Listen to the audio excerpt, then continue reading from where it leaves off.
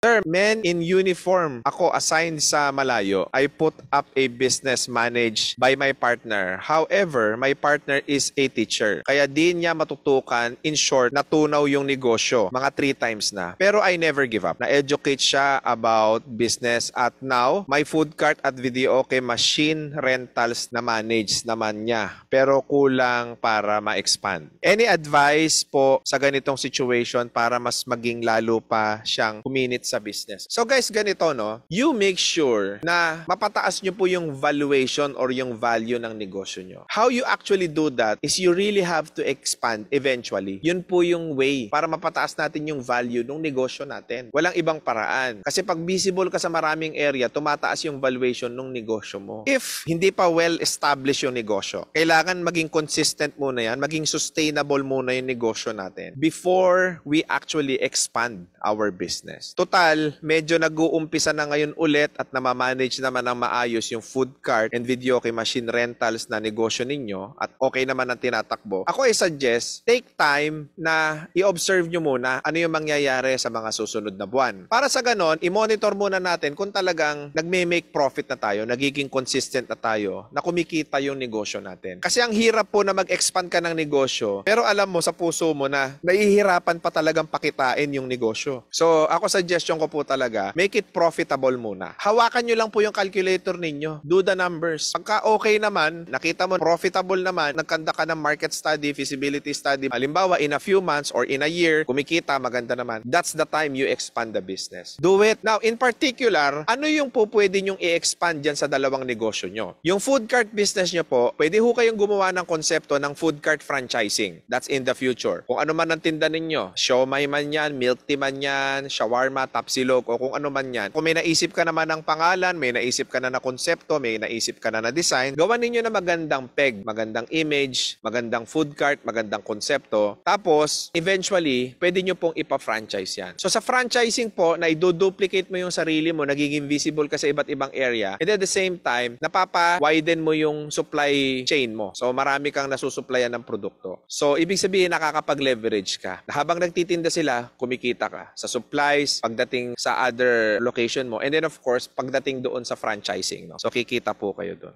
Pagdating naman sa videoke business ninyo, pwede nyo rin po i-duplicate yan. Pwede kayong gumawa ng machine or pwede kayong magparenta ng machine, 2, 3, 4 na machine, no? Pwede pa rin po yan, no? Para at least duplicated po tayo, ibig sabihin, mas malaki ang po pwede nating kitain kasi mas marami tayong videoke machine. So, same principle na kagaya ng tinuturo ko, no? Importante po talaga is yung ma-duplicate or ma-leverage natin yung asset ng ibang tao. Paano natin magagawa yun? Through franchising. Consistency is the name of the game.